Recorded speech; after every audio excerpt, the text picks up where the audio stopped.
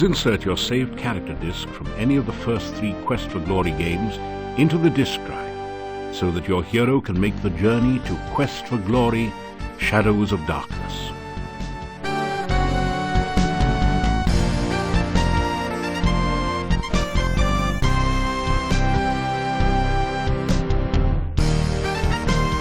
Your character has been successfully imported.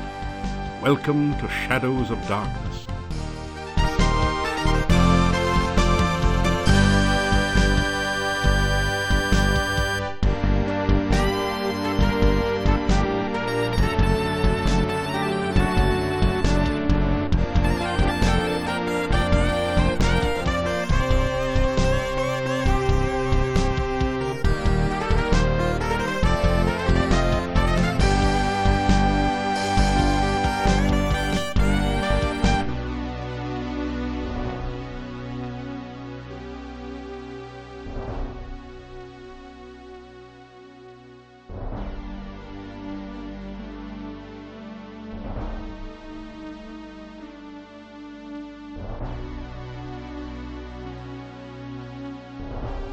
You awaken from nightmares of flying and falling. You find yourself in this strange place, the only illumination, an eerie green glow. You've lost your weapons and the contents of your backpack somewhere during the journey. All you have are the clothes and armor on your back. This leaves you with 4 burning questions. Where are you? How did you get here? Who brought you here? And how in blazes can you get out of here? No, make that 5 burning questions. What city did your luggage end up in this time? You are in a large cave, dimly lit by glowing lichen on the walls.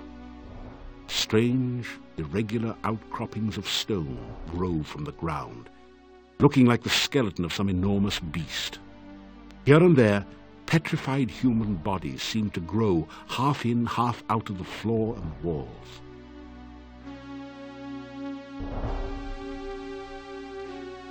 You search the desiccated body.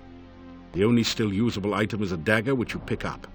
However, lying around the bones are some coins, 5 golden coins. Each have a crown stamped onto them, and 13 small copper coins, each stamped 1 kopeck.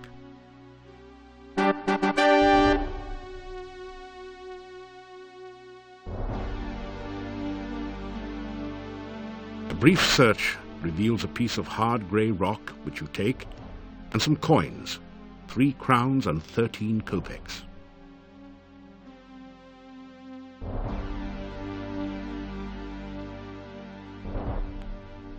You find 30 assorted copper and gold coins on the body.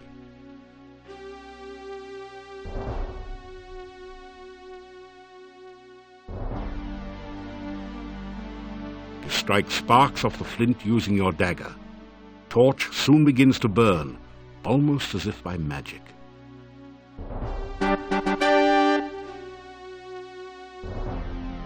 strike sparks off the flint using your dagger.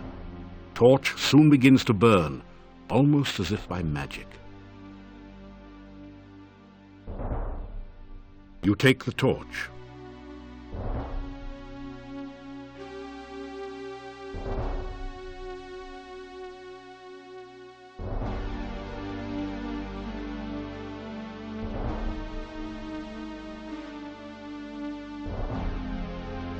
You force the sphincter open with your dagger and pass through.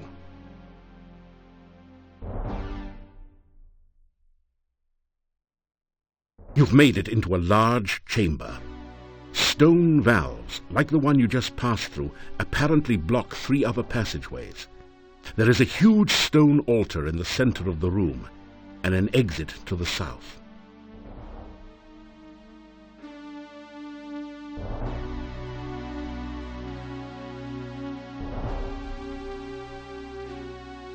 As you approach the exit, you are confronted by 2 flying creatures. They have bat wings and spider-like bodies.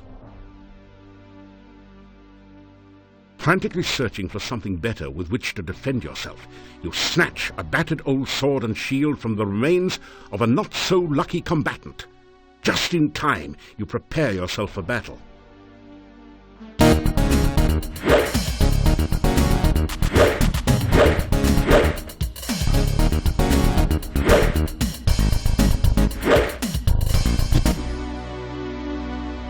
In a bitter battle, you are better than the badders. You kick some butt, too.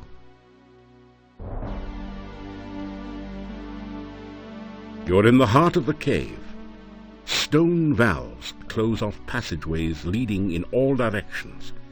In the center of the chamber is a bleak stone altar covered with dark stains. That didn't...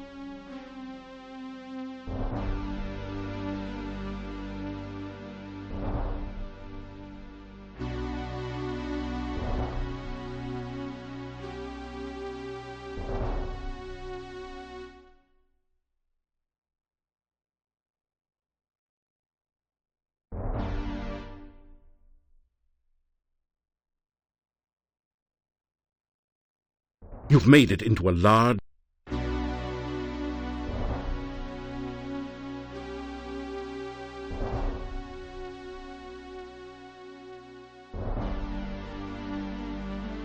gratefully retrieve the shield and battered sword from the dead warrior.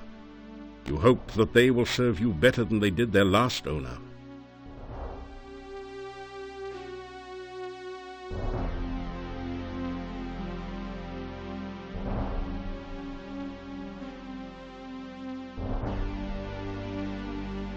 As you approach the exit, you are...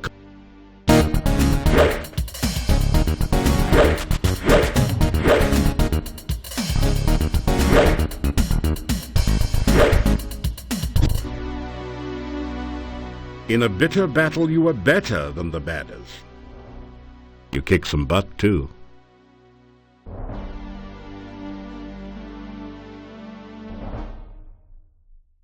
Something deadly lies in wait nearby.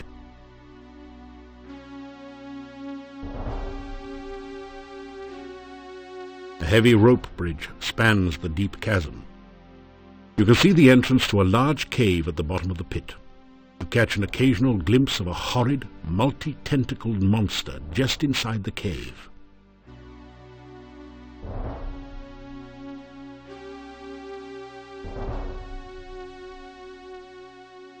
You cautiously test the rope before crossing. It feels as though it's firmly anchored on both ends of the chasm.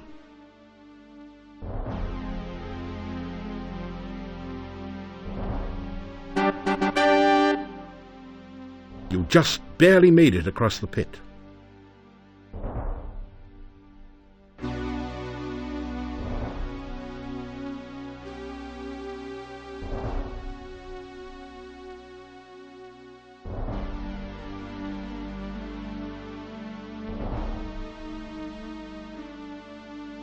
You slip through the mouth of the cave, just in time to avoid being crushed by its closing jaws. As the cave mouth closes behind you, you feel a strange warning tingle. There is danger here, although its source is not immediately clear.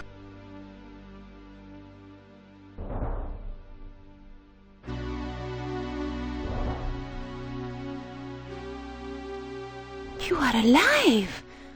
Only one person has ever walked away from there before. Who are you? How did you get here? Oh, there are so many questions I want to ask you, but I have to get home quickly. It is so dangerous out at night in Mordavia. The town is due north of here. Be careful, there are many bad things wandering around. Good luck! Oh, by the way, my name is Katrina. I hope we meet again sometime. Farewell.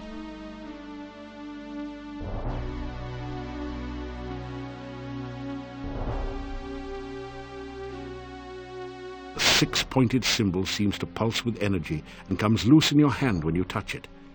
You have the feeling that you may need this sign, so you carefully store it in your pack.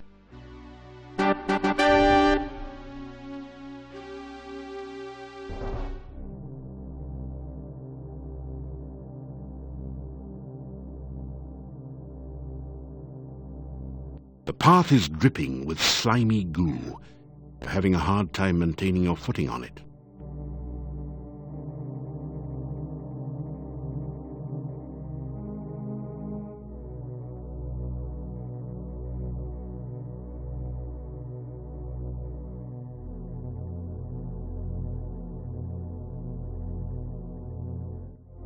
A pool of sticky, greasy-looking slime dominates this area below the cave. A stream of slimy goo oozes down the right side, and goo dripping on the path makes it slimy and treacherous as well. A delicately crafted bonsai bush looks totally out of place in a pool of dark, unhealthy-looking goo. The huge tree looks to be half wood, half stone.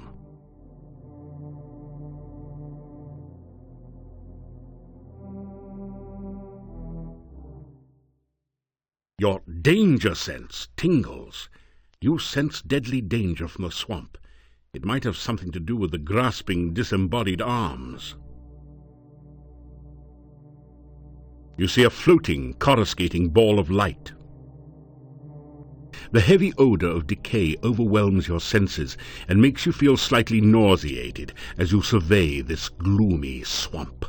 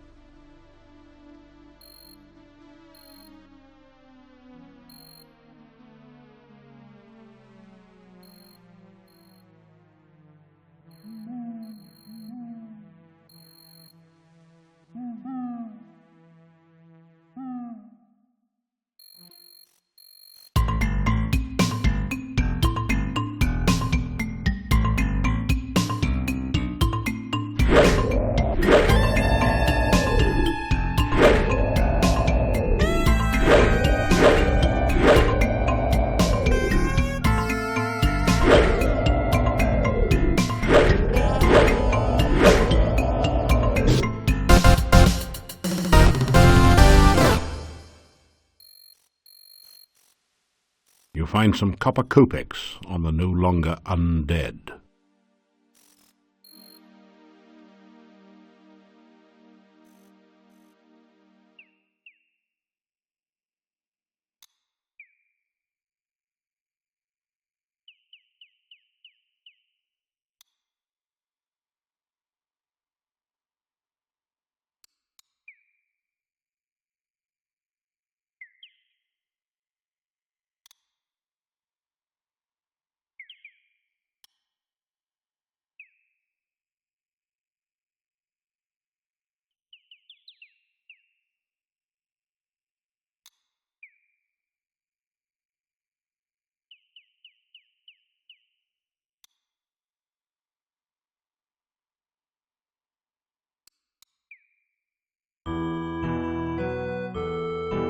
The huge boulder raises a solitary wooden staff high above the clearing.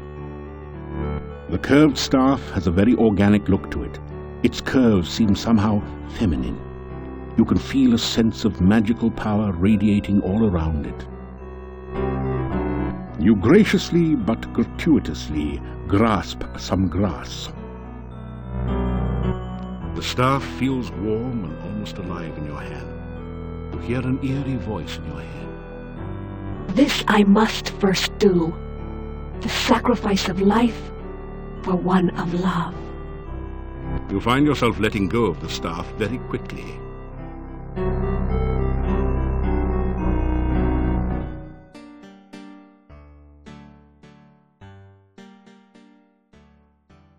I am Nikolai. Have you seen my honor? Honor. Have you seen my honor? I am looking for honor. Have you seen honor?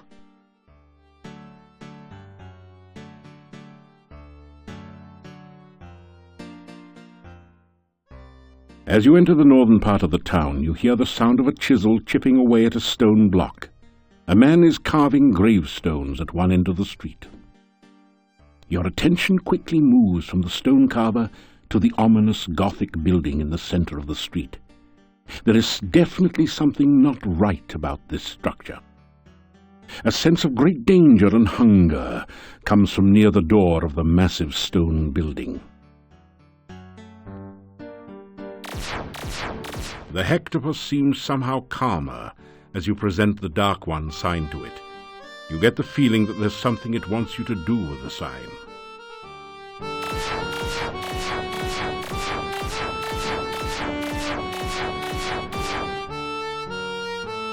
The door is locked.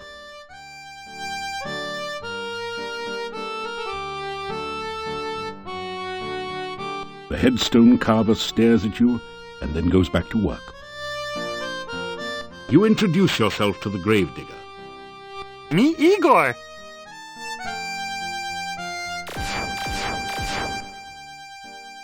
Building was Adventurers Guild. No adventurers, no guild. Town Mordavia, this north part of town.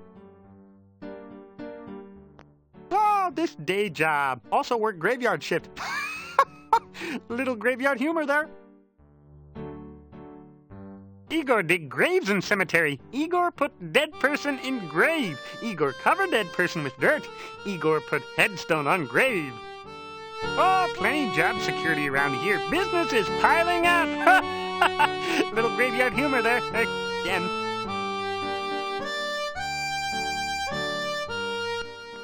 Oh, Igor not hear rumors. Igor not no stranger in town. Igor not no doctor make strange things in lab. Igor not no funny man in inn not funny. Igor not know many things. Igor not hear many things. Bad building. No go there. Bad, bad, bad.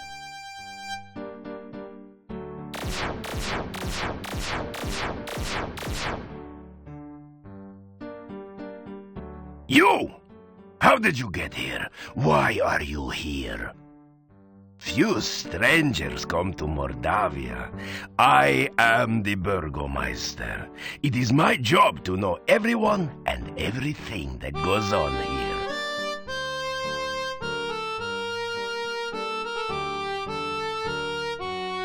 The Burgomeister stares at you suspiciously. You tell the Burgomeister about how you came here. Do you expect me to believe such a story?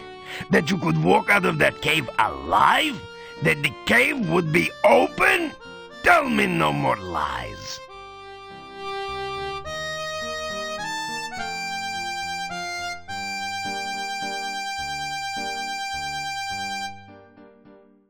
My name is Dmitri Ivanov. I am the Burgomeister of this town. Mordavia is a valley surrounded by mountains. There used to be a road which led from here, but heavy rains have created a swamp at the base of the mountain south of here. No wagons can get you in or out, nor can any person, except perhaps you. This is the town of Mordavia. There is an inn and a shop down the street where you can spend the night or get some supplies and be on your way. The sooner you leave, the better for all. There are many dangers in Mordavia, and we certainly do not need a stranger to stir up new troubles. The Hotel Mordavia has rooms and food. It is a safe place to spend the night. The shop does not carry much. We have been cut off from supplies for a while now. Still, you may at least restock your food rations before you continue with your travels. Just leave Mordavia quickly. No good comes from outsiders, and we do not want you here.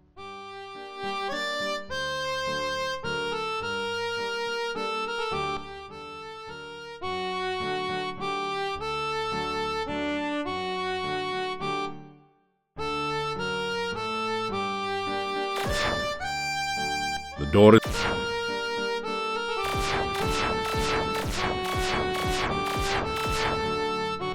So...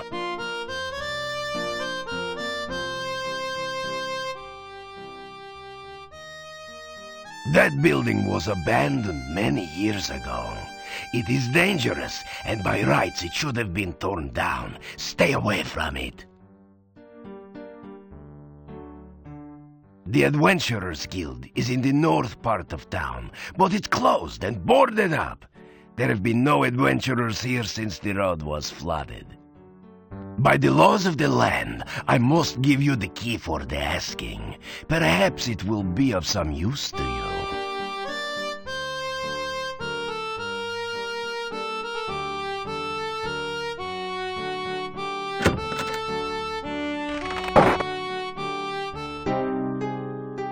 This general store is cheery and well lit, thanks to the warm hearth. The first things that you notice are the cats. They seem to be everywhere. Then you see the shopkeeper, sitting on her rocking chair as she knits. She's a very, sturdy-looking woman. So, you're the stranger in town. I've heard all about you already. Careful, the cats may explode if you touch them. They're perfectly content where they are. You're polite, aren't you? And manners are as manners do, as my husband used to say. We'll see.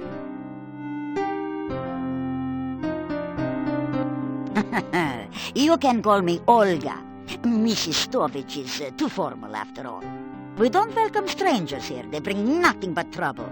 All the same, it's good to see a new face again.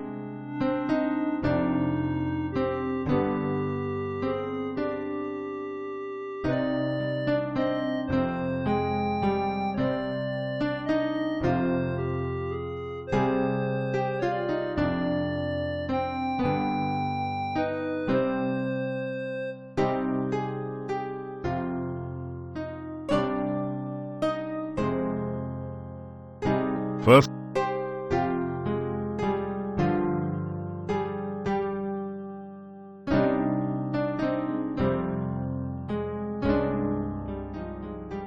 I do have some lovely sandwiches you can use for rations. And garlic, of course you'll need garlic.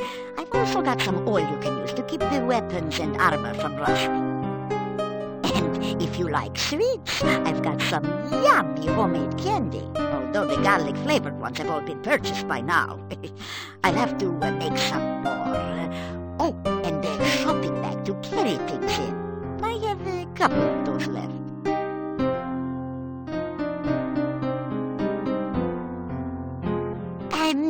Let me see, what could you use? Well, besides my regular items like brooms and pens, I really don't have anything else for adventurers like yourself.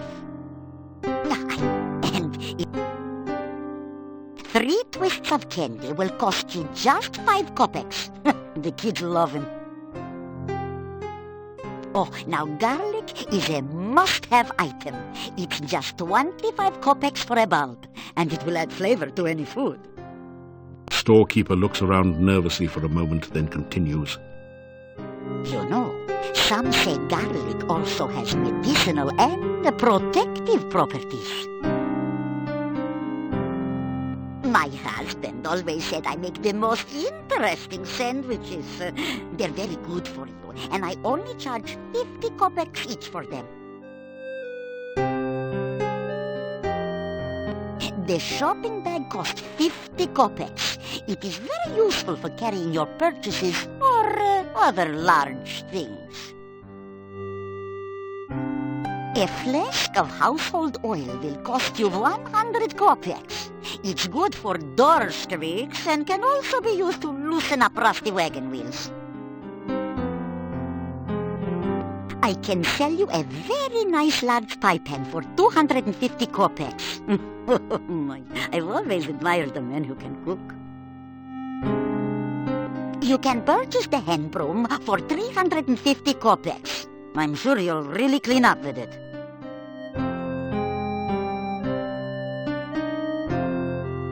Now, what would you like to know about? Yeah, Bella's a good woman. She's the one who really runs the inn. Her husband just gives orders. Someday she'll give Yuri a piece of her mind, and good for her. The things she puts up with. Bella, she was a pretty woman not long ago. Was not called Bella for nothing. Losing her only child really aged her. What a tragedy. The castle north of town was abandoned for many years. Then some strangers moved in 4 years ago. No one knows what goes on there now. But it won't be for the good, I'll tell you.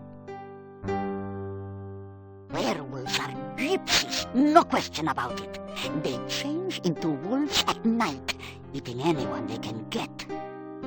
Nothing can kill a werewolf but silver or magic. So you be careful out in the woods at night, you hear me? The gypsy camp is not at all that far from here. That is a bad place, and you'd better have nothing to do with it.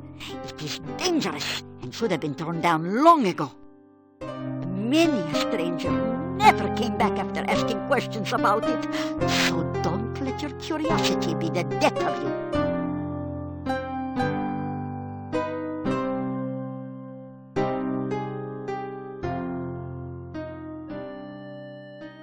Yeah, my husband and myself had run this shop for many, many years.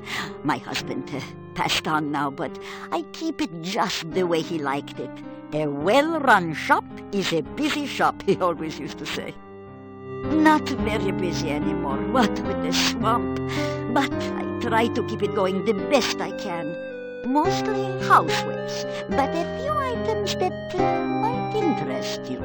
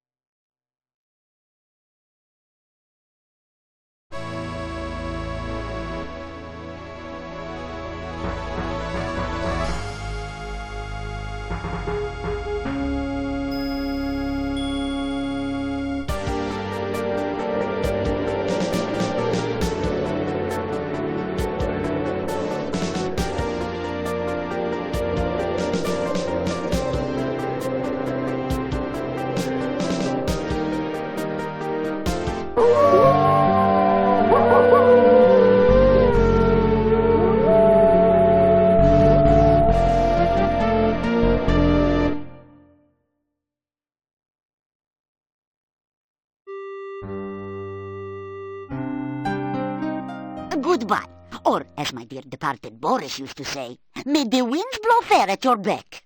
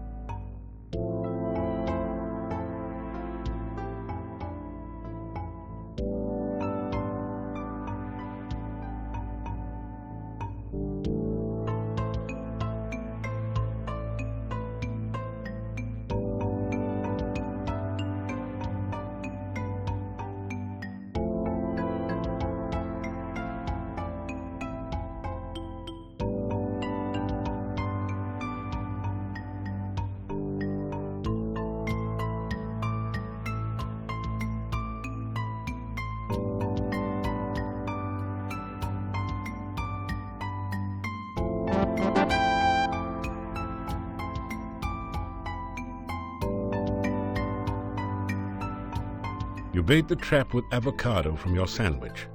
Avocado was never high on your list of favorite foods anyway.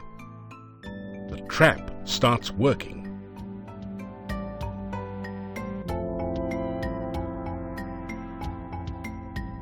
Behind the door is a sort of rat maze, but it's missing the rat, or whatever is supposed to be traversing the maze.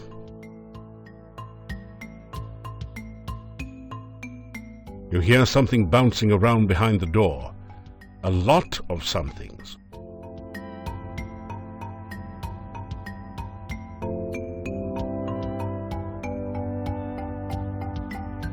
Oh no, you've been Antwerped.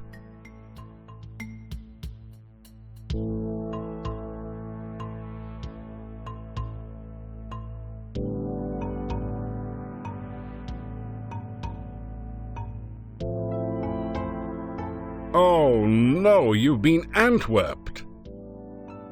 Fortunately, these are just baby Antwerps, so the attack wasn't fatal.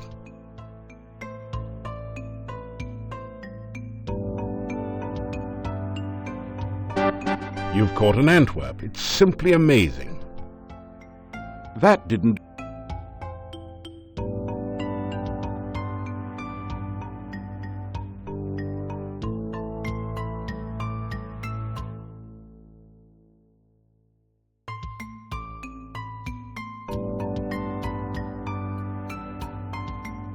This is the Antwerp maze. Antwerps are naturally bouncy, so all you have to do is continually rotate the maze until the baby Antwerp bounces over to the key, then out through the exit.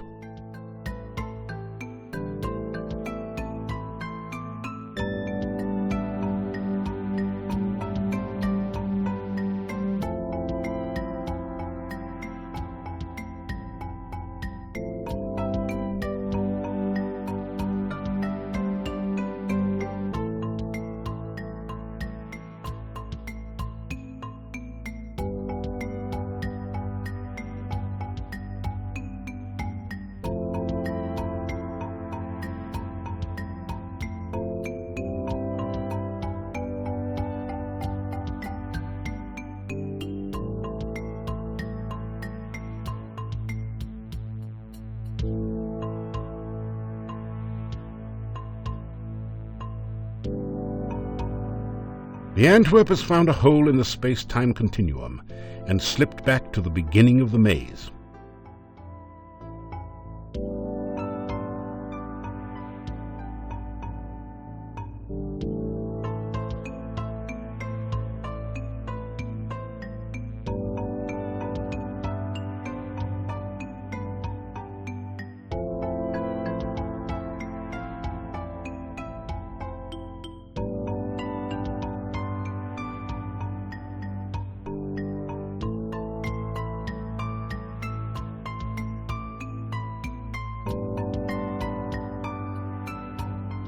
This is the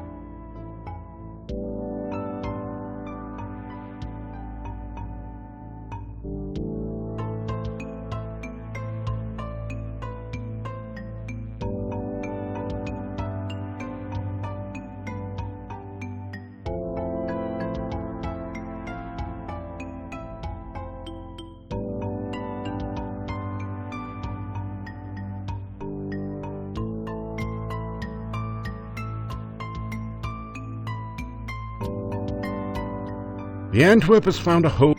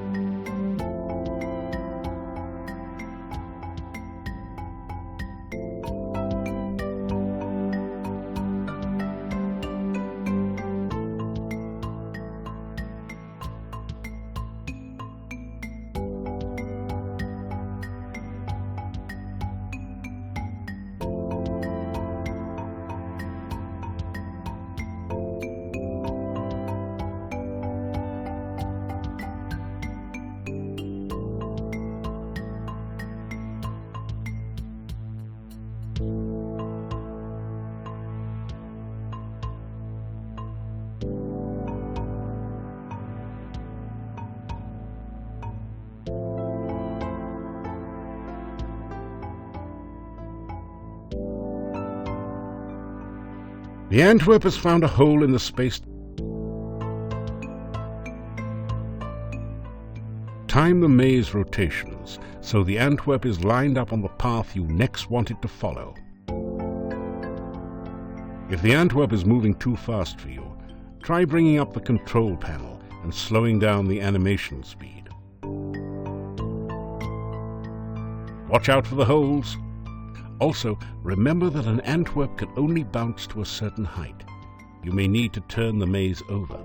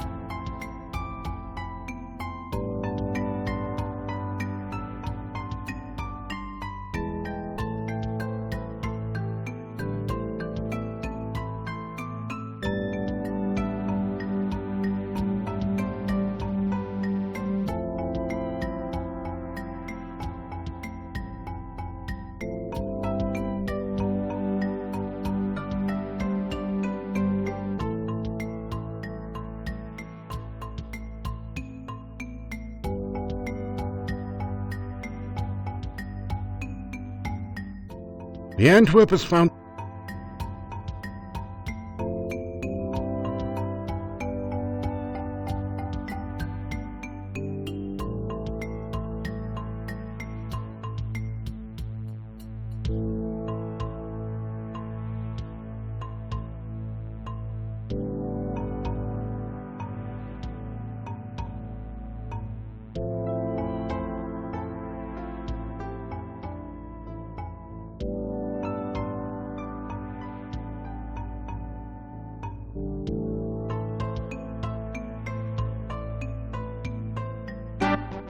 Congratulations.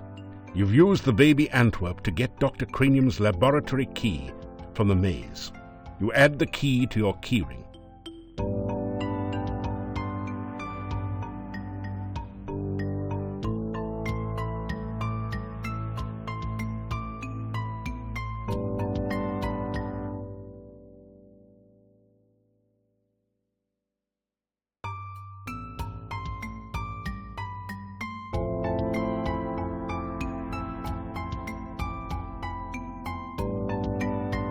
It's a truly impressive, original, multimedia work created out of whitewash and sawdust. The bust's eyes seem to follow you as you walk through the hallway.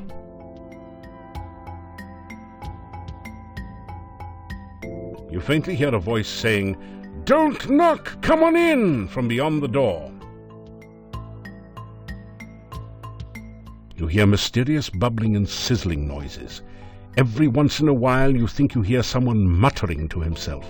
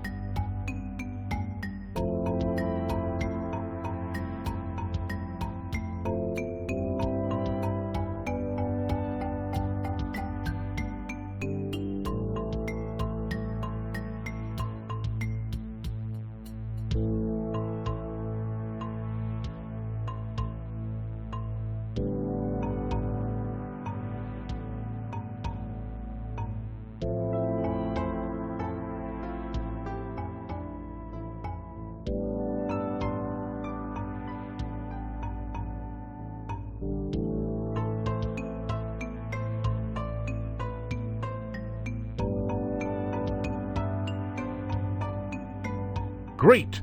You've managed to find Dr. Cranium's keyhole and open the door. You pass through into Dr. Cranium's private laboratory. Quickly, Igor, the fluid. I must have the fluid. Oh, excuse me. I thought it was Igor coming in to assist me. He helps out in the lab sometimes. Now then, what can I do for you?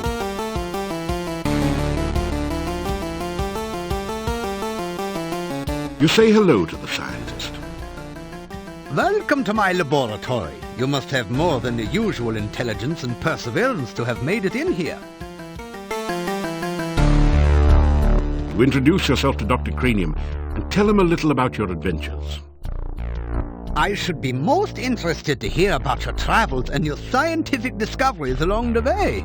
Unfortunately, I have very little time for that right now. Perhaps we can discuss your adventures when you next return. You explain to Dr. Cranium that magic is really a lot like science and even deals with the same elements. Oh, nonsense! There's no such thing as magic. There is only science. What you call magic is simply scientific phenomena that have not yet been properly investigated and catalogued.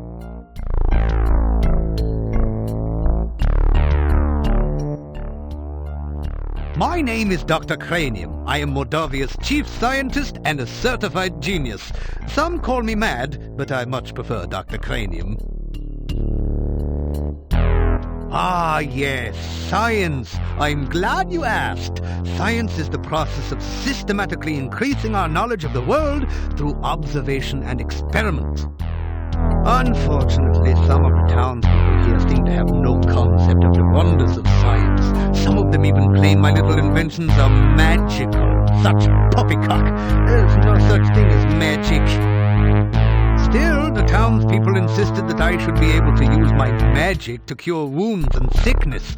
I told them that I am a scientist, not a doctor, but they wouldn't listen. I had little choice but to concoct some simple elixirs. They were childishly pleased. Science is really so simple once you understand it. If you want to improve your stamina, then you should make sure you eat a healthy diet from all the different food groups and get plenty of aerobic exercise. That is science. Oh, you must mean my patented healing drink. You may have my last one. Unfortunately, I have forgotten the formula for its main ingredient. If you can help me remember it, I will be able to make some more healing drinks, although the work is very time-consuming. Thank you. With that information, I'm sure I shall be able to create some sensational scientific solutions. Oh, you must mean my new universal poison antidote. You may have this one, but I will need some help with the formula to make more. Also, I am afraid I only have time to make one each day.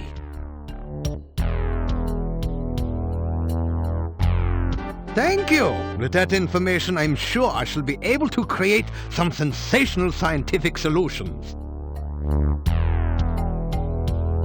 You ask Dr. Cranium if he can spare an empty flask for specimen collection. Of course, of course. I am always delighted to assist scientific research of any kind, and I have plenty of flasks. You may have this one. You ask Dr. Experiments are the meat and drink of science. First, you must come up with a hypothesis based on your understanding of the scientific elements. Then perform an experiment to test the hypothesis. Afterwards, you have a pizza. Earth is for solidity and stability. Air gives freedom and movement. Fire provides power and energy. Water, fluidity, and life. Pizza, of course, is the most important element of all. Pizza represents the essence of well-roundedness and regaining strength. Most importantly, you can have it delivered in under half an hour in most areas. A hypothesis is a scientific guess. One predicts the result of an operation, performs an experiment to test the prediction, then has a pizza to celebrate the result. It is very important to stay flexible, however. Sometimes the experiment may give a different result than predicted by the hypothesis. Since real scientists don't like to make mistakes, we always write the hypothesis in pencil. Pizza is a crucial ingredient in many scientific formulae. There is a nearly infinite variation in its effects, depending on whether one starts with pepperoni, mushrooms, artichokes, or plain cheese. One should always order extra pizza in case the experiment requires additional materials. Besides, science is hungry work.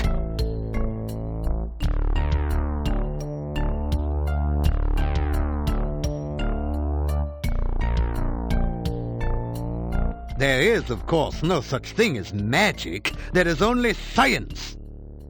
Still, you would be amazed at how gullible some people are. Just the other day, someone gave me this scroll saying it was a magical spell. Can you believe that? It is purest poppycock. Nothing on here makes any sense whatsoever. Here, you may have this as a reminder that magic is a figment of fevered imagination. Only science is real. Obviously, Dr. Cranium needs to take a correspondence course from the famous wizard school. As you read the scroll, you find that you have learned the incantations and gestures with which to cast a glide spell. Then the scroll vanishes. There, you see, it was not even a very good piece of parchment. Fell right apart.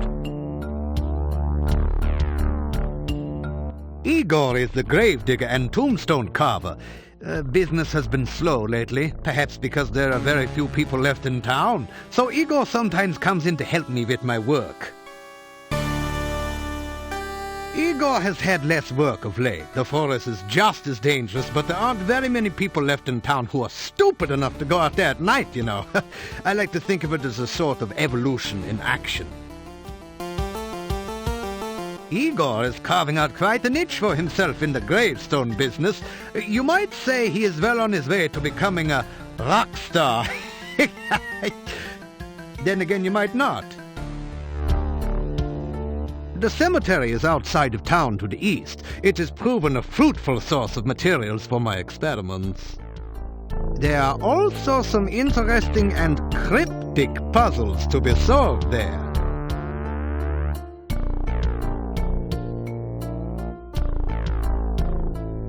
Essential etheric fluid is an important ingredient in my formula for reanimating dead bodies. It contains the essence of the element of water, the most important ingredient in life science. This laboratory is where I perform some of my most important research. Lately, I have been trying to bring life back to a dead body and to brew the perfect cup of tea. Reanimating the dead is just another day's work in the life of a scientist. Even science cannot bring a person back right the way they were, but one can use scientific principles to restore the semblance of life and energy to formerly dead flesh. The one alchemical combination that I have thus far been unable to fully analyze is that of a good cup of tea. I'm sure there must be a way to duplicate the effects of nature, but the results have not been promising so far. Perhaps you would like a cup of spearmint and beefsteak tea? I thought not. This is even harder than rehydration solution and reviving dead tissue. Research is the heart and soul of science. Without constant experimentation to prove or disprove one's hypotheses, the scientist is left trying to solve the world's problems by guesswork. That is hardly the most efficient way to achieve results.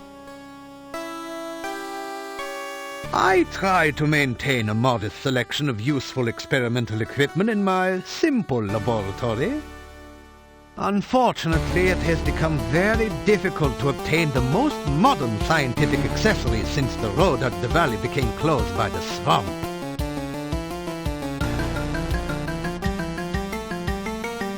Mad? Mad? They all call me mad, but what do they know of madness? I am not mad. A bit perturbed about the world situation and how I get so little respect, perhaps, but certainly not mad.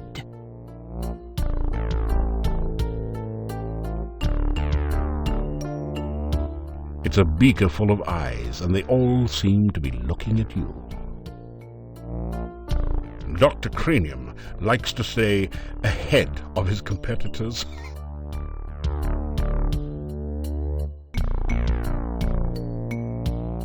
I am truly sorry, but I cannot afford to make this a lending library at this time. You may look at my books here all you like, but you may not take them with you.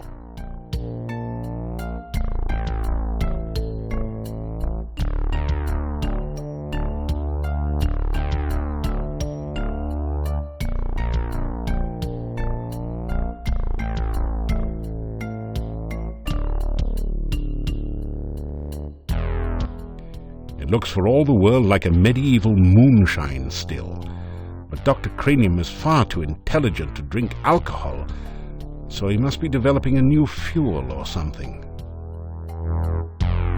Some sort of complicated scientific experiment is going on here. Could it be the quest for the perfect cup of tea?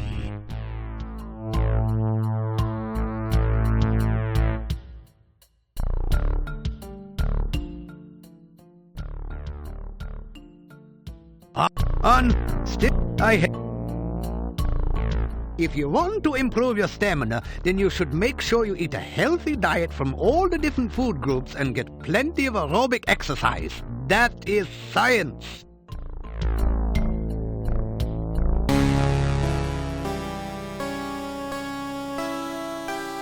Come back and visit again. Oh, and if you see Igor, please tell him I still need the fluid.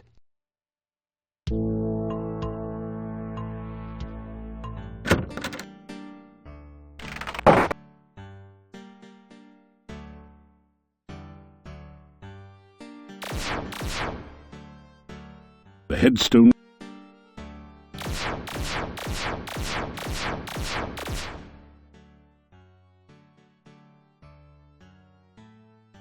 Town Mordavia.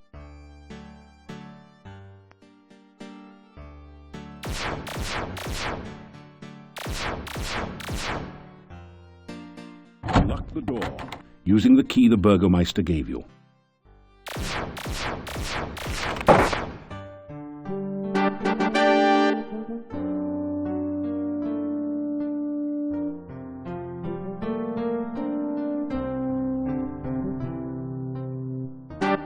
You pick up the rope and grapnel set and tie it onto your pack.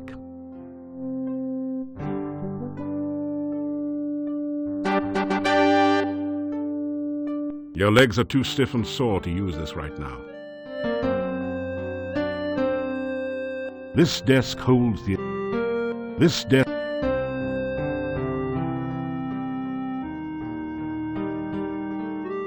You read in the adventurer's log about some of the exploits of past adventurers in Mordavia.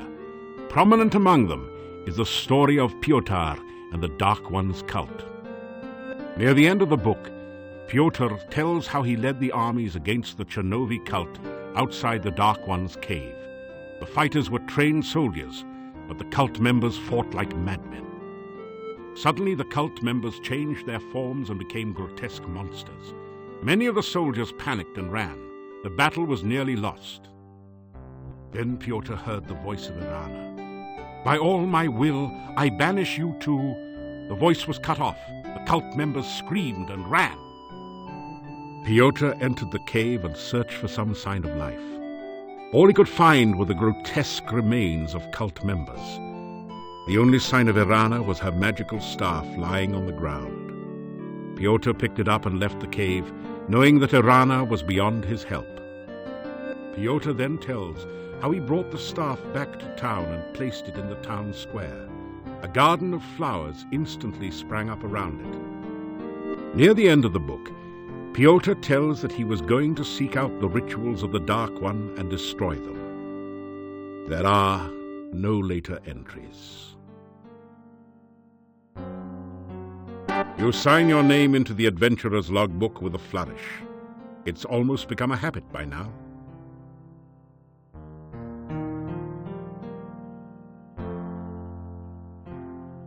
Which book do you want to read? As you scan through Hero, the Journal of General Job Adjusting. You find quite a bit of information that might be useful here. There are a series of articles about the land of Moldavia. The town originally grew up around Castle Borgov. The Borgovs were the boyars, or local noblemen, assigned the role of guarding the area from invaders.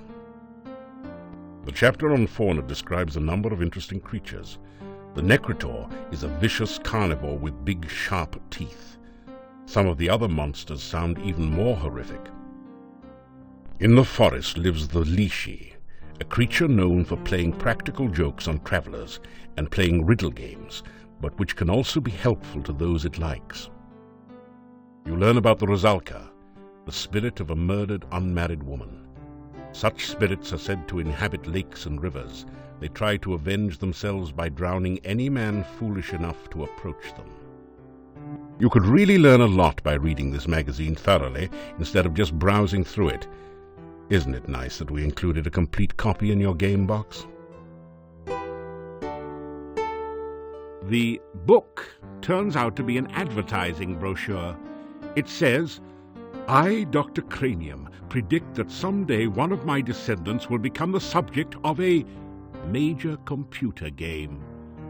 The Castle of Dr. Brain from Sierra Online." Jeez, how cheesy can you get?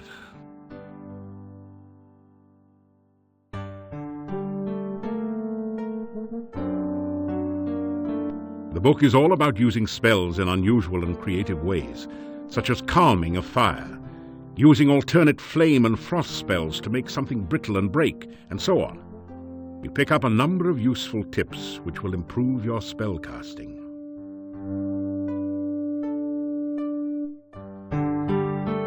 This book teaches the ancient Oriental art of talk fool. How to overcome opponents by attacking them with the unpronounceable names of martial arts forms and confusing them with fortune cookie wisdom. You get lost somewhere between karate and kuksur. This book teaches you how to use the stair stepper to build strong leg muscles and talks about the importance of whole body development. It says to build up your strength gradually by adding weights to the baskets.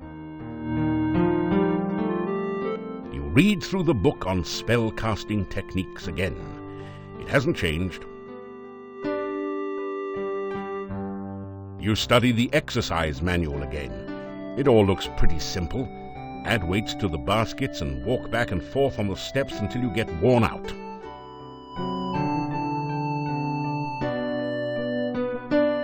The book. Nice try. But the bookshelf won't budge. If there's a secret passage around here, it's hidden a different way. Hey, this isn't a lending library.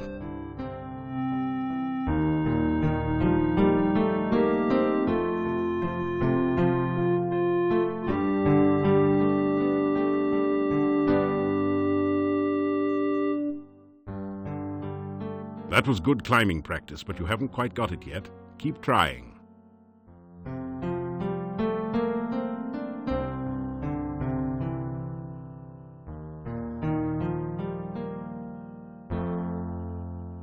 The painting shows a proud-looking adventurer standing on an obviously defeated dragon. It might have had more impact if the dragon wasn't just as obviously winking. The plaque says, "Wish you were here in Silmeria, Dunstan." The portrait of an adventurer long gone hangs on the wall here. A small plaque at the base reads, "QFG4 Paladin." A finely crafted sword rests within this case, but there doesn't seem to be a door or any way to open the case. A plaque reads, "Break glass in emergency."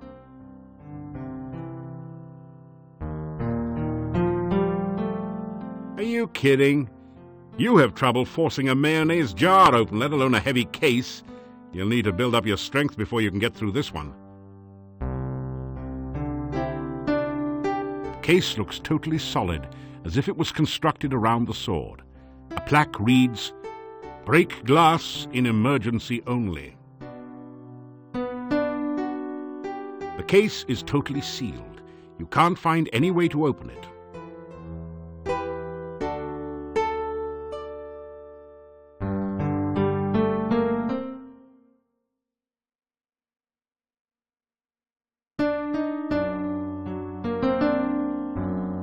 Are you kidding? You break open the front of the case. Avoiding the broken glass, you pull out the sword. It looks like a fine quality weapon.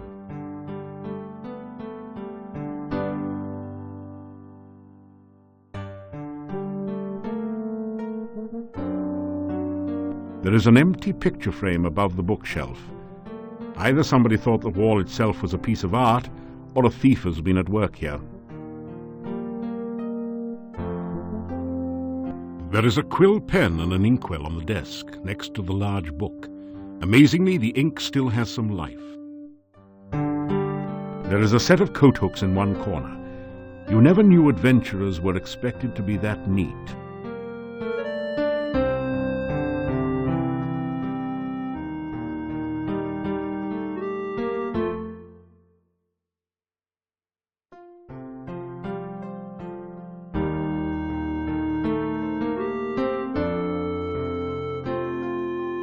You need to rotate the hooks into some set position to unlock a secret passage.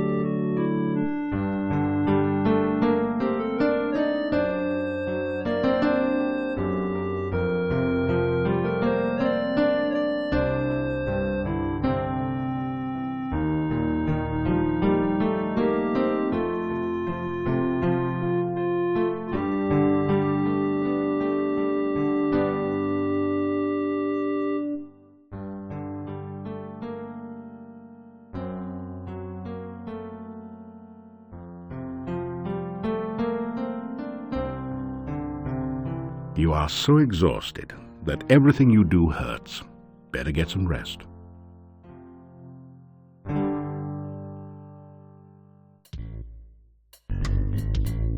You climb down the ladder into a seedy-looking room.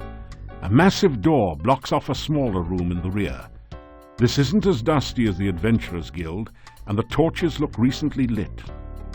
Your eye is drawn to the Thieves Guild recruiting poster on the back wall.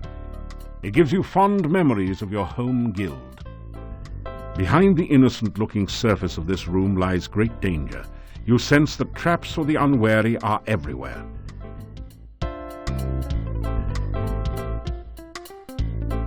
This seedy place must be the Thieves Guild Hall. Actually, it compares favorably to the one in Spielberg, but it's become dusty and neglected. There doesn't seem to have been anyone in here for quite some time.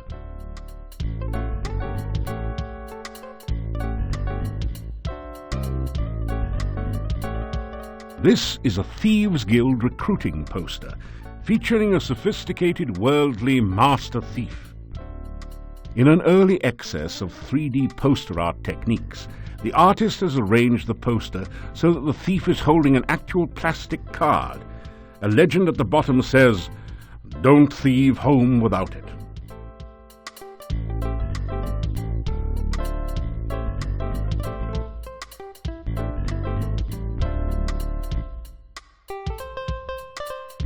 The painting is undoubtedly a forgery. Not that you know anything about art forgery, but you're quite sure that it would have been stolen a long time ago if it was actually worth anything. The painting is undoubtedly...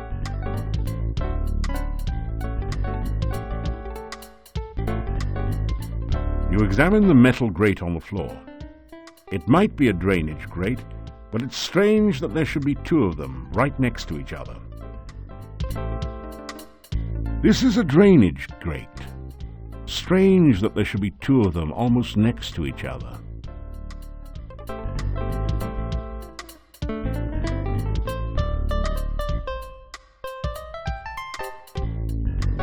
Rummaging around under the floor drain, you find a round knob with a point on one side, which you pick up. Thieves have had to clean up after themselves since a few unfortunate accidents with maintenance personnel. On close examination, you find some scratches that might be thief marks behind the side drain.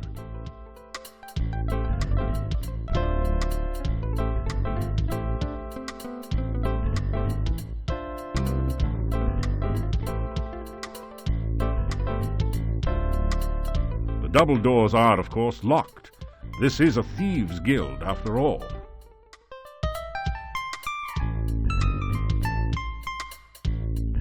The double doors. A single tapped barrel rests against the back. The well-worn oak desk looks as though it could conceal 1,000 secrets. Most of the drawers appear to be fakes. The one real drawer is locked.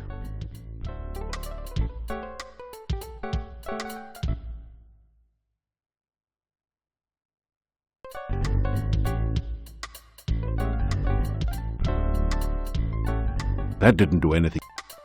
That didn't do it. That didn't do. You slip the guild membership card between the doors and unlatch the lock. Your guild card. Don't leave home without it. There are a number of fascinating books about thief techniques on the bookshelves. There are a number of special interest is the one on disarming traps. It says that with the new Mark II Thieves toolkits and a bit of skill in picking locks, you can locate and disarm almost any mechanical trap. In the section on surviving magical traps, the book suggests taking up religion. There is also a book on thief marks that tells you all about this secret language of thieves. You learn a number of new symbols and combinations. This looks like an interesting safe. Another fine product of the Filch Safe Company. But you can't for the life of you figure out how anyone can open a safe with no knob.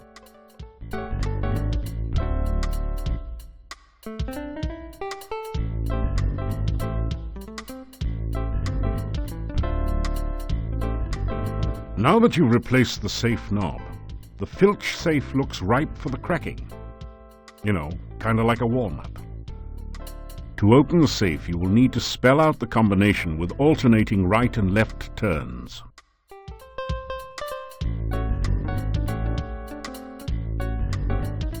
This would be a lot easier if you knew the combination.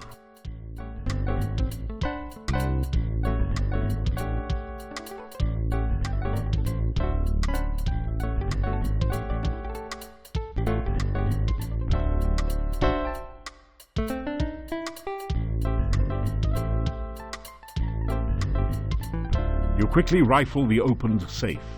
Unfortunately, it looks as though legions of Thieves Guild initiates have been here before you, as all the money is gone. You do find 5 throwing daggers placed here for, well, safekeeping. The only other usable thing in the safe is a single lockpick, half buried in dust in one corner. You grab the lockpick and the daggers.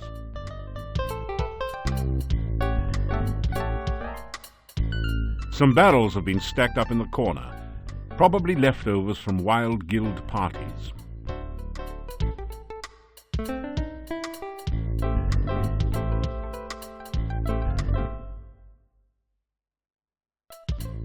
The well-worn oak.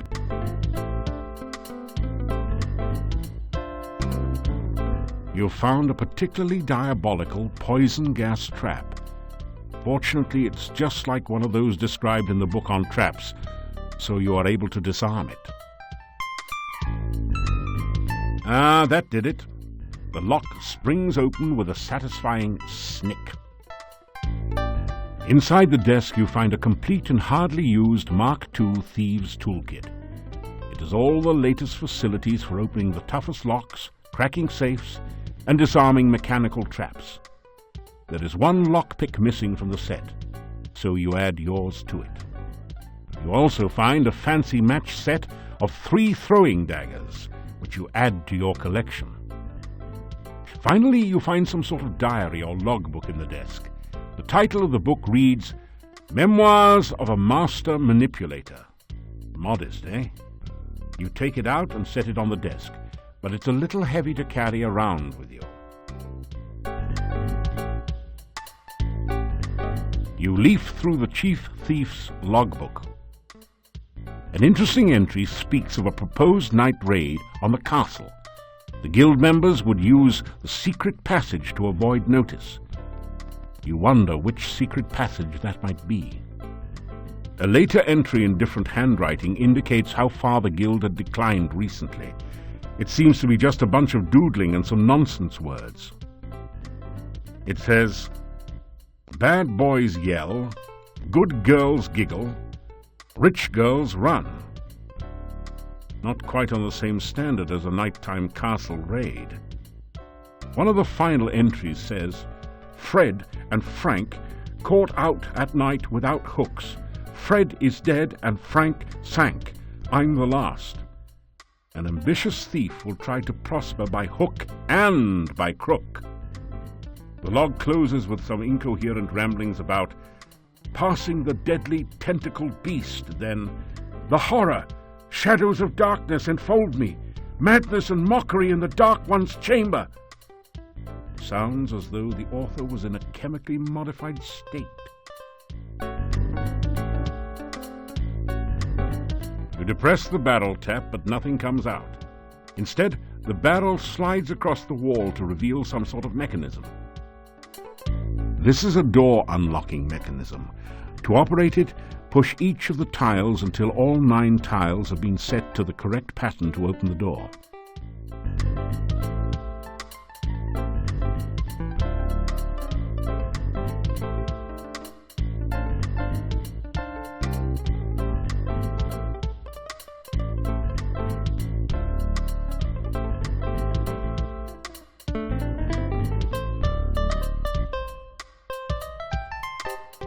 So, you found my secret passageway. You must excuse me.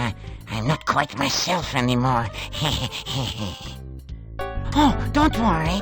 I won't hurt you. It is good to talk to someone again. It has been so very long since anyone has been here. But I'm forgetting my manners. Welcome to Mordavia. I am the chief thief here. I'm also the only thief here other than you, but that is beside the point.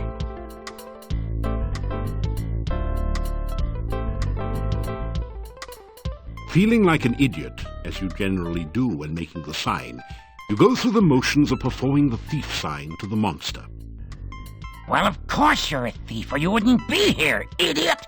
Tuck that elbow in tighter on the belly rub next time.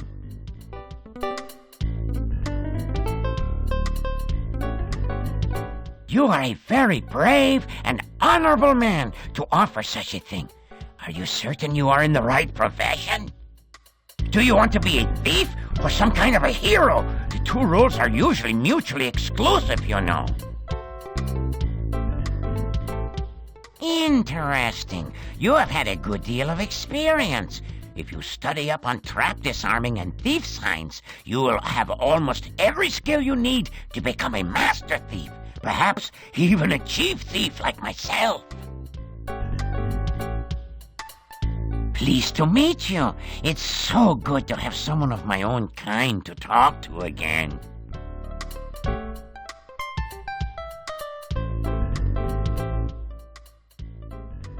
There is a little-known secret way into the castle that I will someday reveal to you when I think you are ready.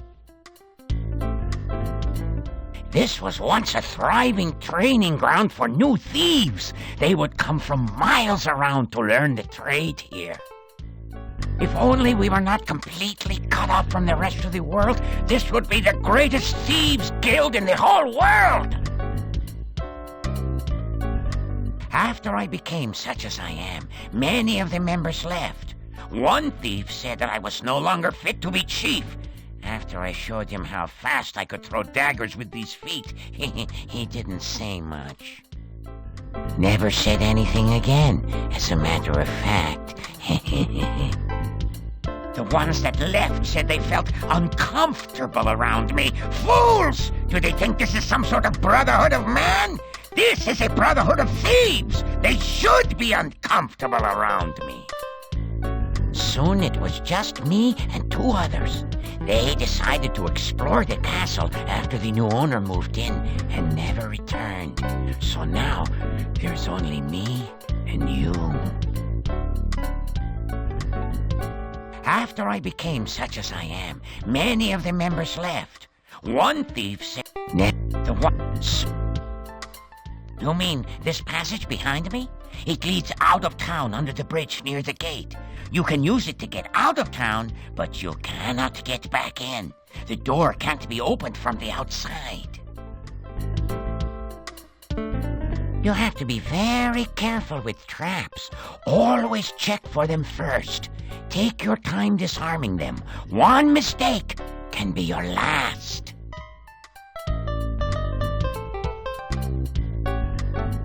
We are not exactly set up right now to fence stolen items.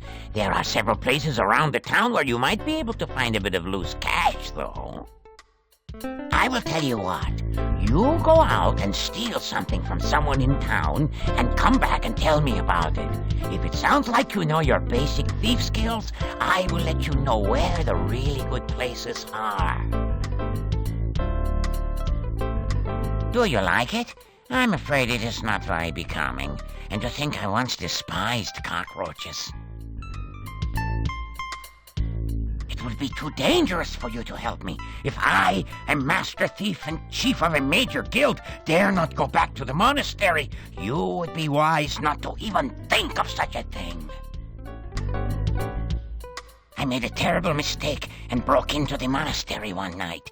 It had been abandoned for years, and I thought maybe something had been left behind there. I discovered a secret passage to the basement.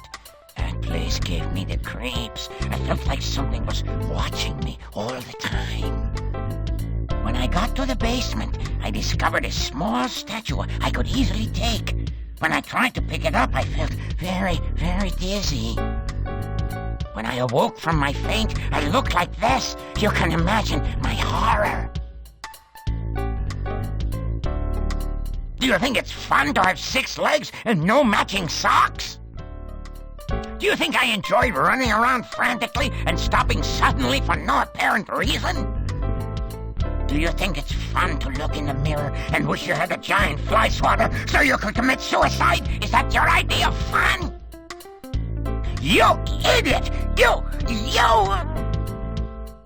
Forgive me, I'm just not myself lately.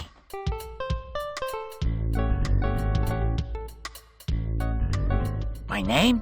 Oh, you can call me Chief. No point in being informal here just because no one else is around. This was once a very prosperous town before the swamp cut off the only passages in or out of here. That is a very dangerous place. Do not even think of trying to break into it through the door. The last thief who tried that did not even get the door open. We found his toolkit lying beside the door, but we never found him. You will need to be careful around him. He takes his job most seriously. I once offered him a bribe, just as an offer of goodwill, and the man practically bit my head off. Phew, what a sore head.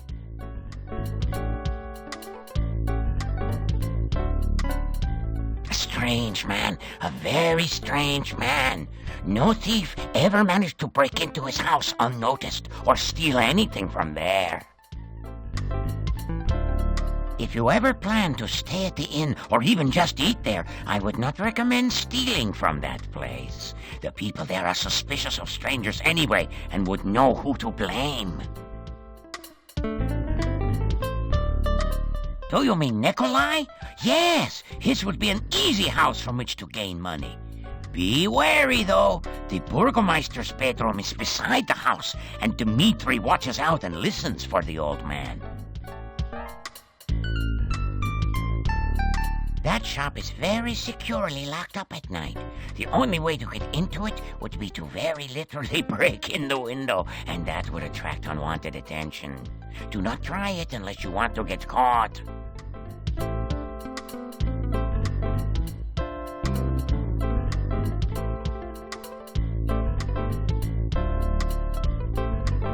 Must you go so soon? We were just getting to know one another.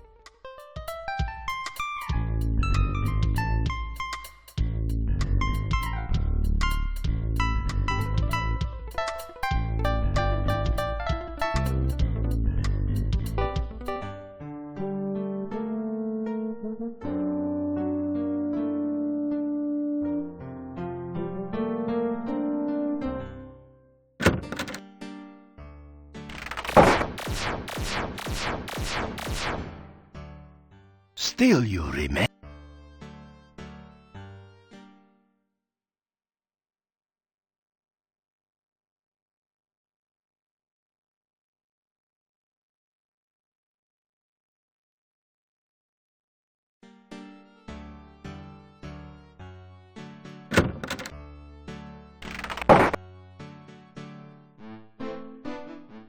You've entered a small but nicely furnished country inn. Stairs lead up to the guest bedrooms. The floor is covered with sawdust and peanut shells. A barrel contains the few shells that manage to land in it. The innkeeper stares at you with an expression of fear and astonishment. It is several seconds before he speaks. This is the Hotel Mordavia. Rooms here are 15 kopecks for room and board. Pay for 1 week in advance. Your room will be the first room at the top of the stairs. When you want food in the morning or evening, just sit down over there by the door. Pay the innkeeper for your room and board. Thank you for your payment.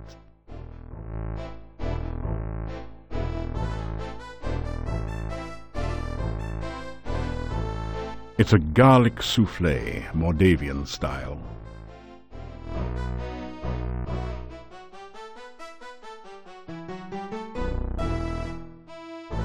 They stare at you in astonishment.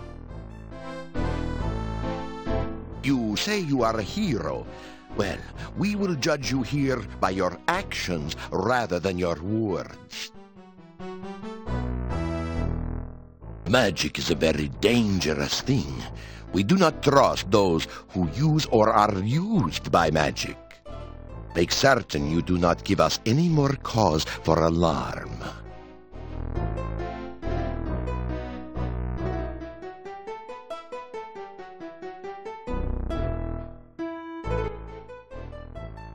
I am Hans. Pleasure's all yours. I'm a farmer of pumpkins and corn and a person of great importance here in lovely Mordavia. Listen, I'm telling you, Igor's death must be avenged. Pleased to meet you. I'm Ivan, an elephant herder. Unfortunately, there are no more elephants in Mordavia, so business has kind of fallen off a tad. Guys, is it just me or is Mordavia a wonderful place? Oh, are you kidding? It's the greatest. There's many places to go, things to see. Are you kidding? Right. Let's not forget that scenic cemetery to the east of town. Everyone here's nothing but grins. Real friendly. Yeah, except we don't know you. We don't like strangers. Or anyone else that's weird and doesn't belong. Rumors. You talking to me? What rumors? Oh, there are no rumors here. Unless you count the rumor that the castle is owned by... Horse patootie. There are no rumors in Mordavia to speak of. The town of Mordavia is a quiet place. Filled with friendly, joyful, stinky people. Well, I'm not so sure about the friendly part. We tend to be very suspicious of strangers like you. Yeah, well, anyway, the town is filled with joyful and stinky people. Yeah, happy, joyful, and stinky people. Well, I wouldn't call us particularly joyful. As a matter of fact, most of us are pretty glum. Oh, very well, all right, then Mordavia is filled with people, you know, stinky ones. Yeah, many stinky people. Well, I wouldn't exactly call it many. There actually aren't very many of us around here. Oh, forget it. Well, at least he stinks.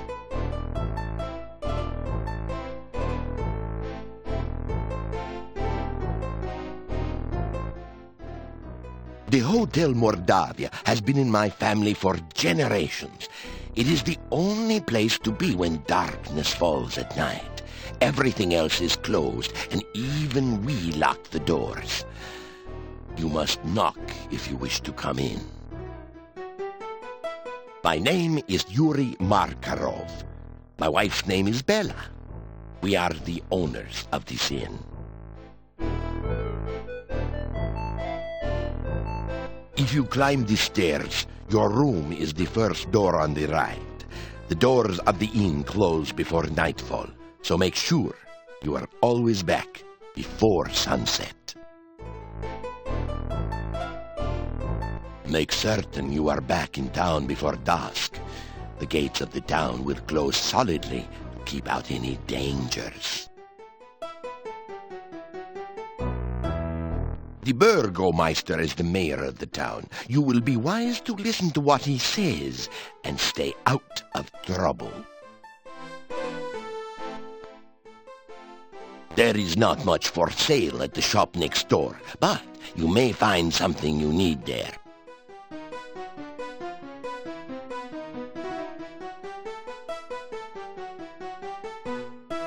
The monastery is to the north of here. It has been abandoned for many, many years, but it has a bad reputation.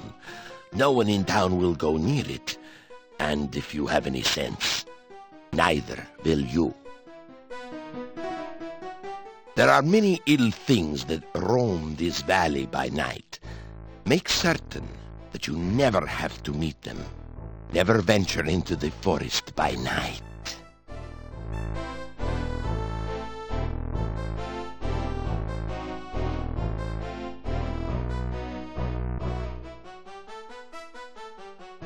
You unlock the door to your room and go in.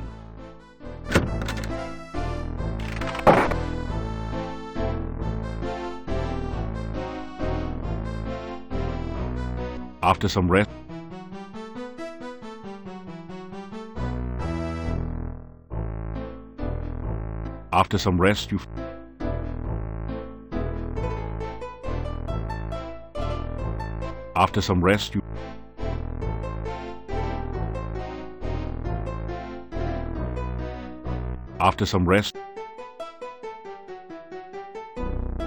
you take a clove of garlic in case you meet an Italian chef somewhere. The townspeople have a poor opinion of people whom they see climbing out of windows and over roofs.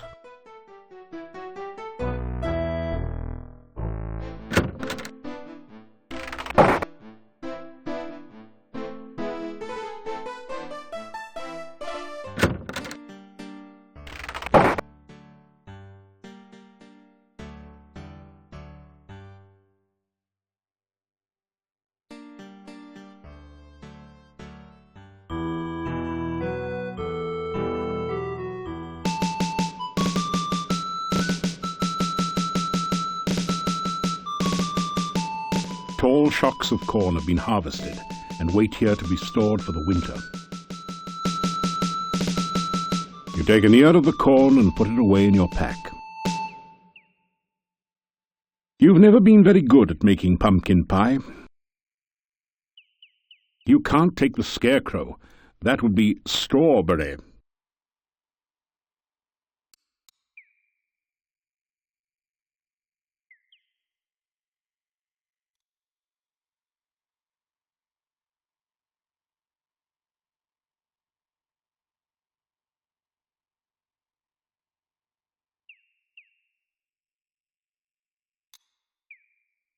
heavy gate blocks the way to the winding road.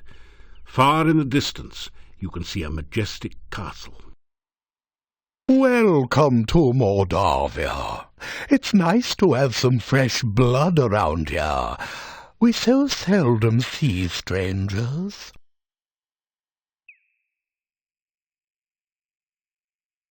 It is so difficult to get past the swamp which blocks the pass to and from the valley. We haven't had a stranger here since the rains created the swamp several years ago.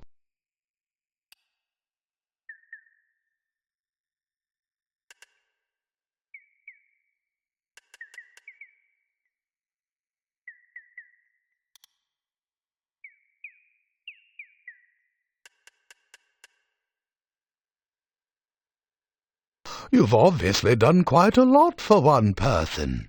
It will be interesting to see what you do around here.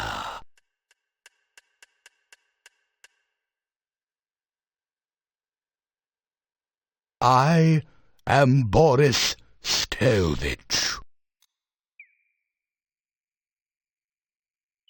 This is the castle of the Boyars, the title of the rulers of Moldavia. It once belonged to the Borgov family for generations, but the last Borgov has been dead for many, many years. Moldavia is the name of this valley and of the town. Even the inn is called the Hotel Moldavia. The name means Dark Valley.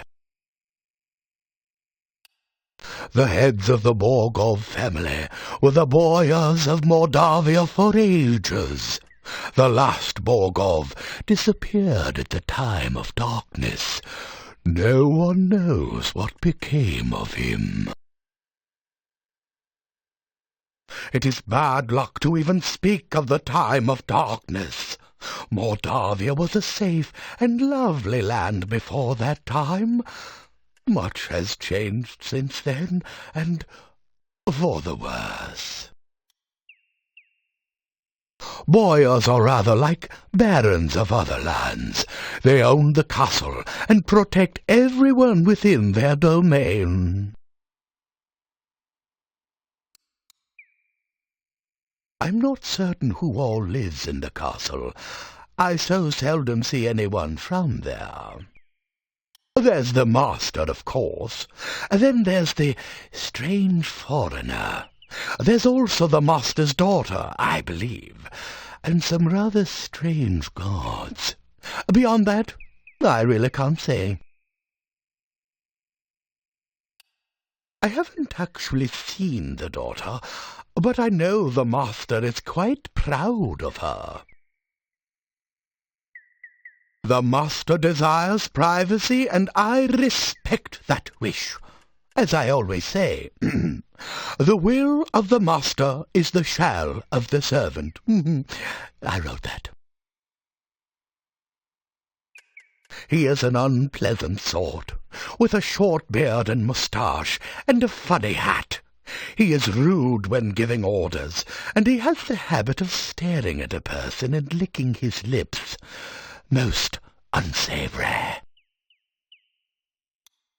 I have only caught glimpses of them occasionally, but I don't think they are quite human. No matter.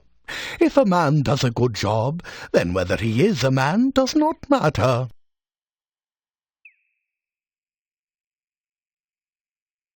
I have only caught glimpses of them occasionally.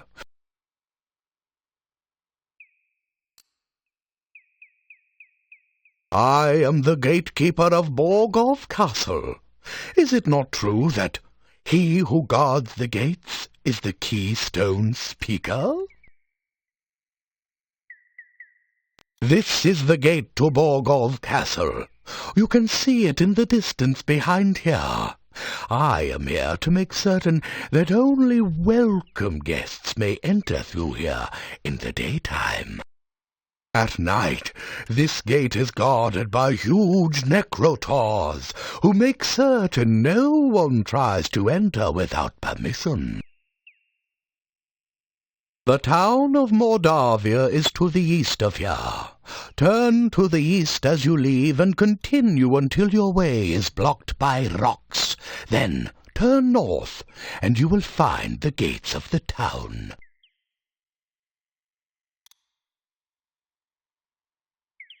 Goodbye, young man.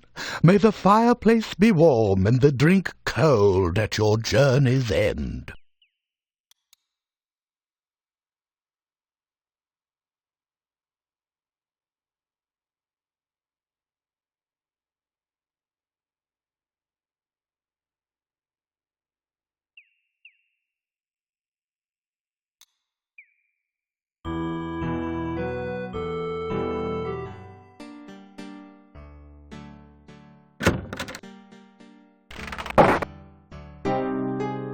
Hello?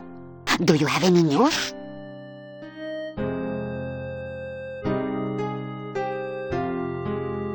So, you haven't been eaten yet. We'll see how long you last traipsing about everywhere when you should be staying in this nice, safe town.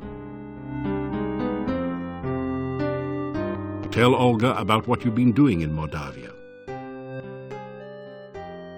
And be sure and keep me informed. I need to know everything that goes on around here. Someone's got to have a clue after all.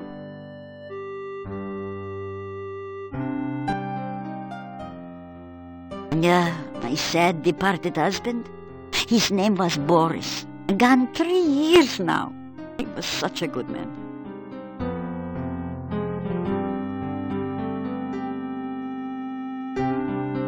As my husband used to say, come back again, sunshine or rain.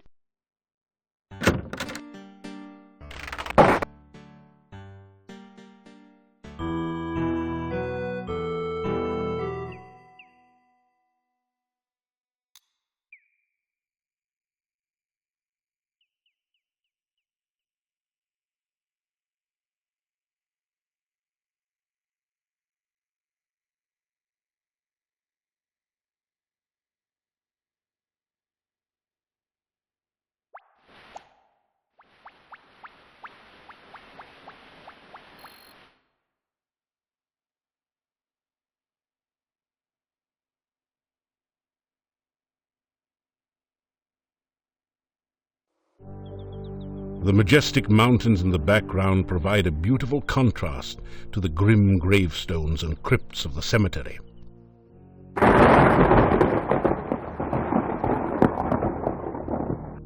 The inscription on this headstone reads, "Michael Med bumped his head in another man's bed. Now he's dead. Rest in peace." This headstone reads, "On a dare, Pasha Sperry spent the night in the cemetery. Something gave him such a fright that now he sleeps here every night." This gravestone is marked, "No effort could Elissa save. She passed into a watery grave. Her body was lost, only her memory remains." Here lies Janos, faithful forever to his lost true love, laid beside her empty grave. Arkan Tenor walked at night. Arkan saw his final sight. Now the question seems to be, what in the world did Tenor see? Here lies the body of Carrie Nation, who answered a vampire's invitation. Now there's cause for lamentation, it was a fatal recreation.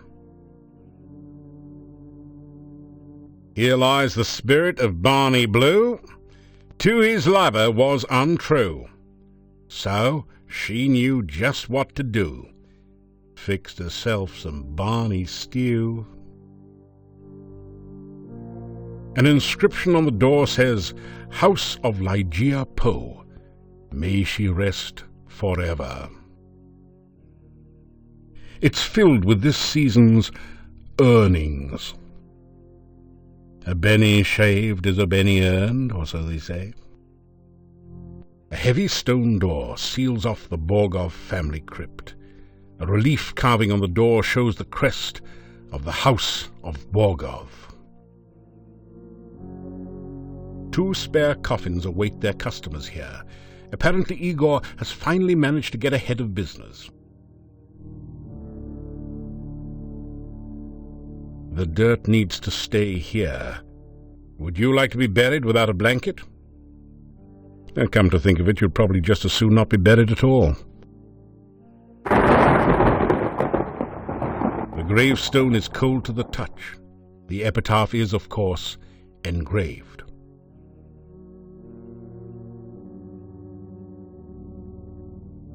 That didn't do it.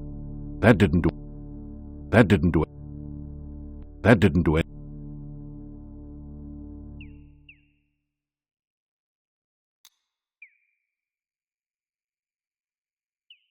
Wildflowers bloom with the autumn weather. You pick a few of the flowers. You grab a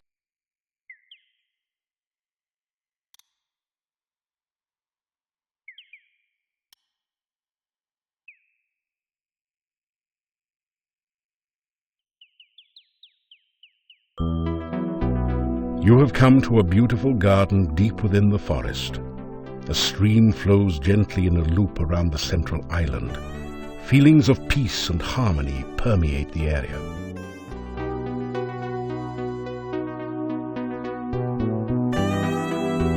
The fruit tree is laden with luscious-looking fruits of many kinds. It must be one of the rare mixed fruit trees. As you approach the tree, the fruit vanishes. Must be that low-calorie kind. You pick a few of the beautiful flowers.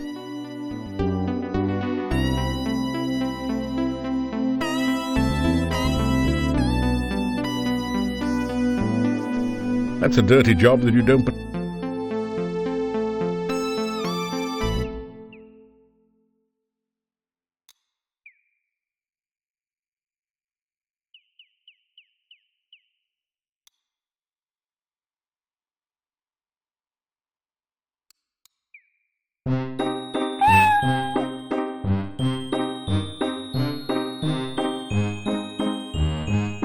The bush looks a little strange, almost as though it is sitting rather than growing in its place. You say, "Hello," but there's only...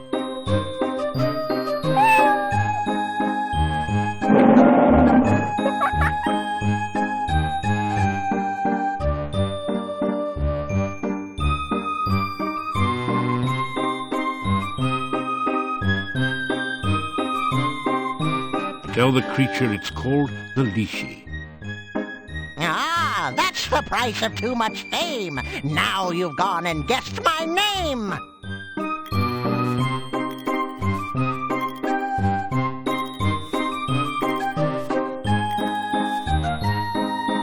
Lishi, Lishi, look and see, in a bush or up a tree. Lishi, Lishi, riddle rhyme. Can you solve them every time?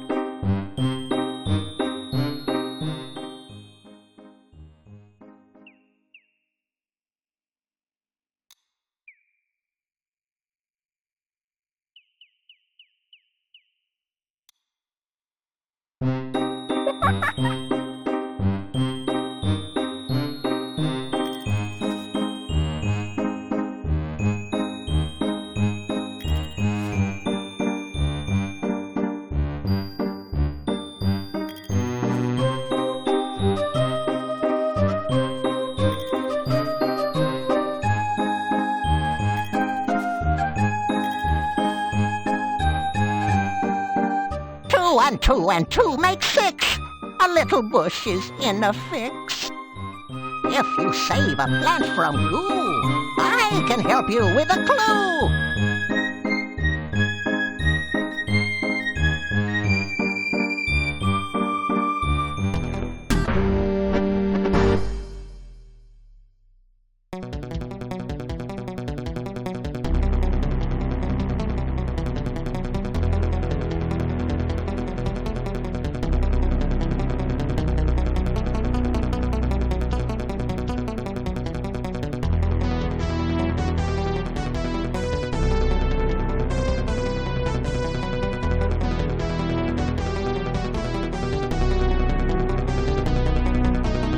These bushes look as though someone planted them here deliberately.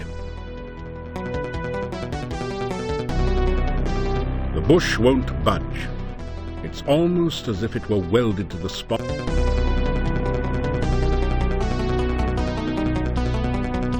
Thinking you see a gap beyond the western bushes, you take a mighty acrobatic leap over them.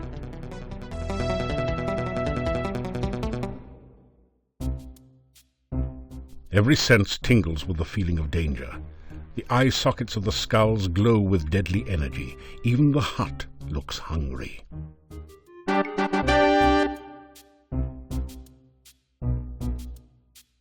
Go back, or face thy doom.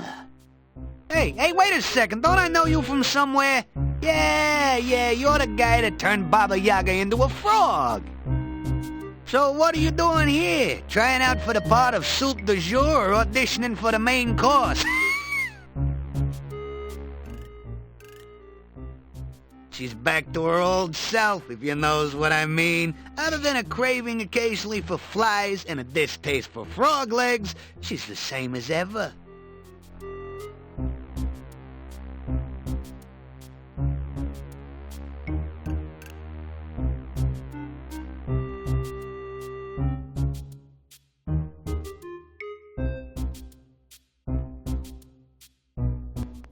Call me Bonehead. I'm just hanging around like always.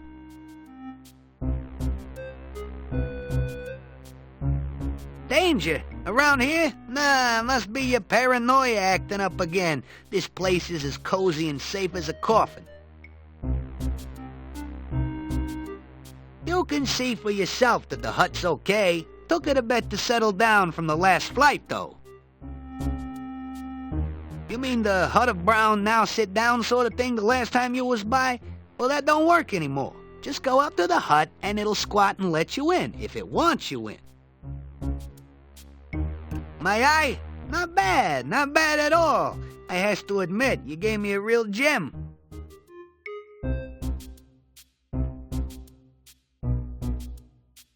Don't remind me. I thought I was gonna be left behind when the hut flew the coop, but Baba Yaga picked me up later.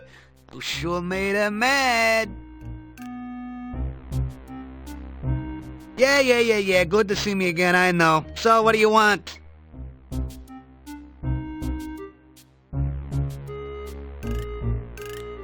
I wouldn't do that if I was you, but I'm not.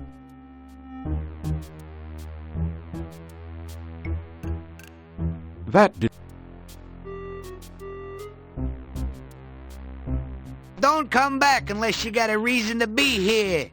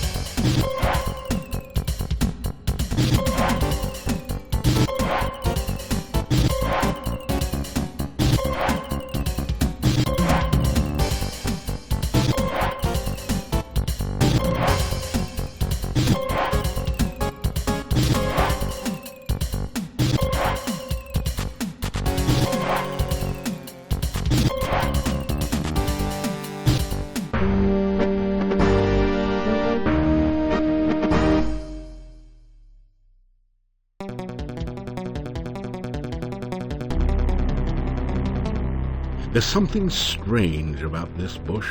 Maybe it's the eyes. Oh, forget it. It's probably just an ordinary, everyday bush with blood-red berries and tentacle-like branches.